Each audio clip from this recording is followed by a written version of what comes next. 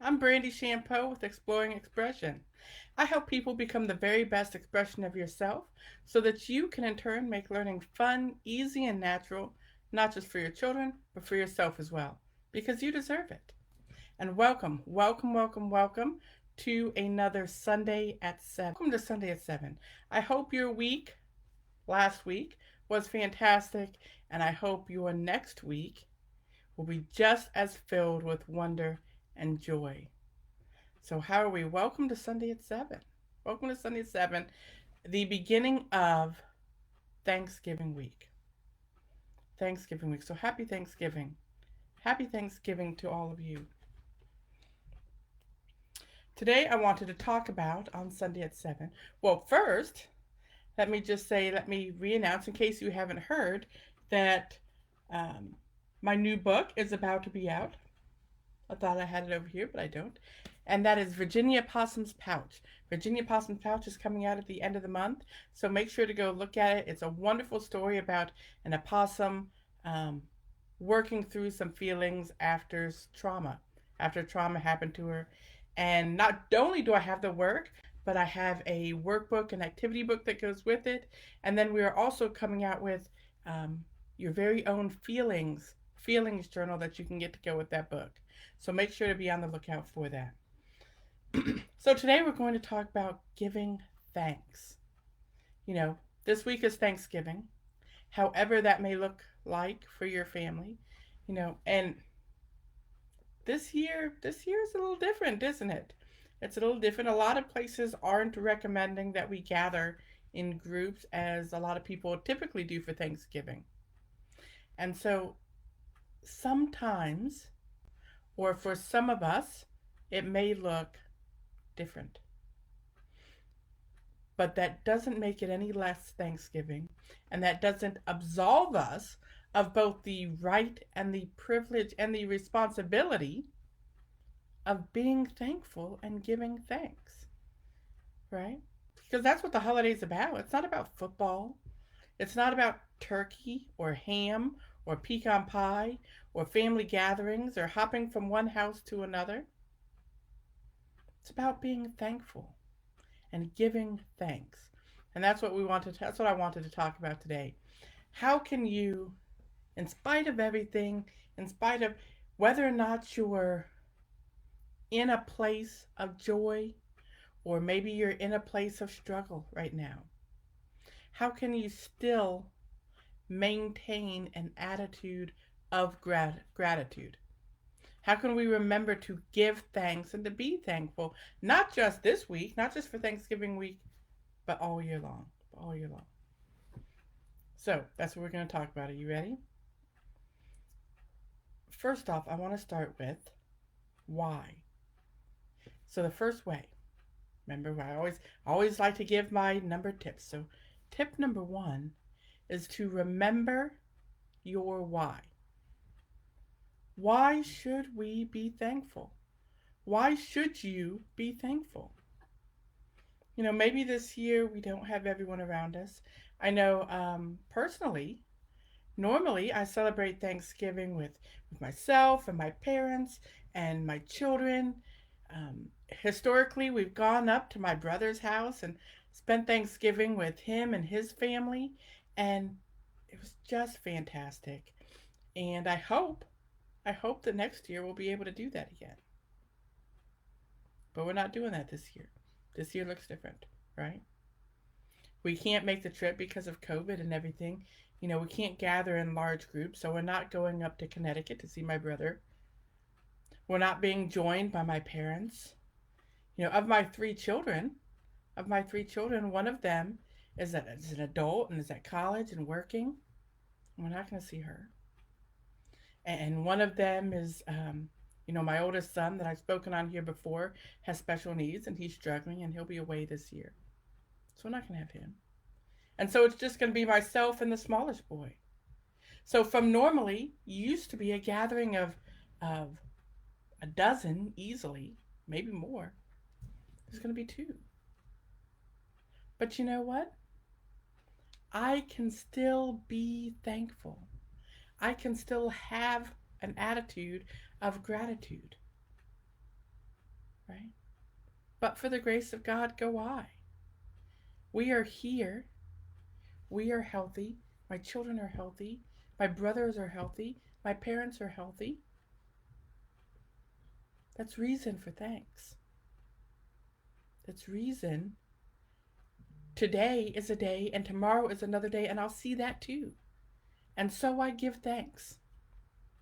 Because the act of being thankful, the act of gratefulness makes you a healthier, happier person. Makes you a healthier, happier person, right? So number one way to give thanks this year. First tip is to remember your why. Remember your why. All the reasons and count them. That's number tip. Tip number 2. We're sliding right from 1 to 2. You see that? Count your thanks. Count your moments of gratitude. The people in your life. My daughter and my son and my mother, my father and the smallest boy, my brother and my older brother, my younger brother and their families and their children. Think of them with gratitude. Thank you for being a part of my life. Thank you for touching me in a way that changed the trajectory of my life, right?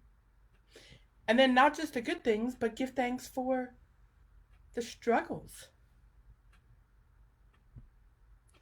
Thank you for the struggles, because struggles make me stronger, right? Thank God for my struggles, because struggles make me stronger. And thank God for my blessings, right? Giving thanks. Count your moments of gratitude.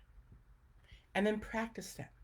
So once you understand your why, and then you've numbered your thanks, the third thing is to practice them. And not just on Thursday when we're going around the table and everybody's saying what we're thankful for this year, but every morning when you wake up. Every morning when you wake up, choose 3 things and say, I am thankful for this. I am thankful that I woke up this morning. I am thankful that the sun is shining, right? I am thankful that I remembered to switch the laundry so that I have clean clothes to wear. And then before you go to bed, do it again. And give another 3 thanks. Right? In the morning, the first thing you do, the last thing you do, is to consciously and intentionally be thankful and give thanks. Do that with intentionality. Do that with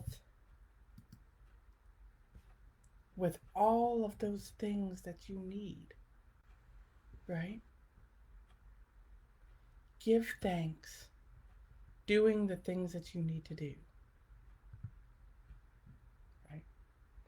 So then, we've learned our why, we've counted them, we've said them in the mornings and said them at night.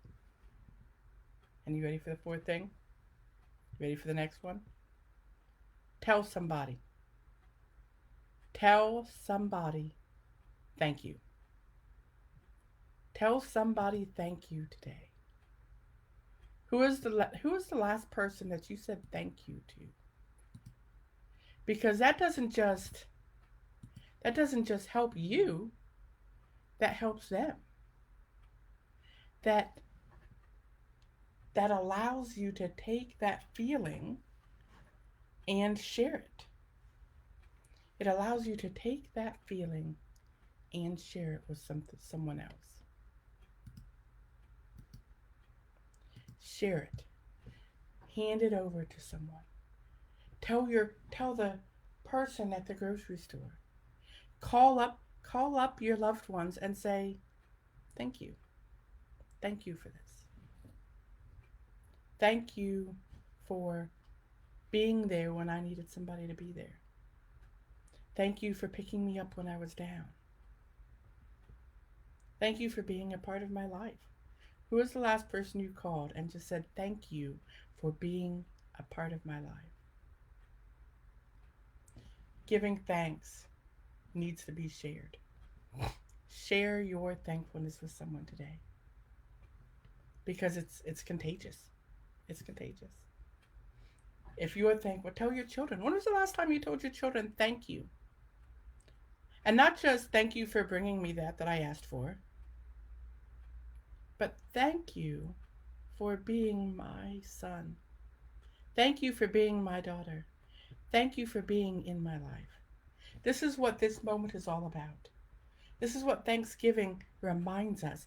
It resets us because sometimes in the busyness of life, it's easy to forget. It's easy to forget to pause, to breathe, and to be thankful. And to be thankful. And so, I'm keeping this short and sweet today. Keeping it short and sweet. But before I go, I just wanted to say to all of you, thank you. Thank you for taking the time out of your day to watch these and to share them and to like them and to think about them, to ingest them, and then to allow me to speak my truth to you. Thank you.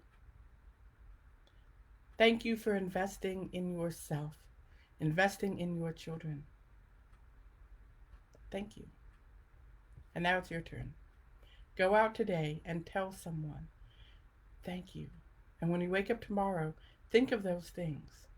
Remember your whys, count your blessings, and say, thank you, God. And thank you to each other. And until next time, have a happy Thanksgiving. And I'll see you later.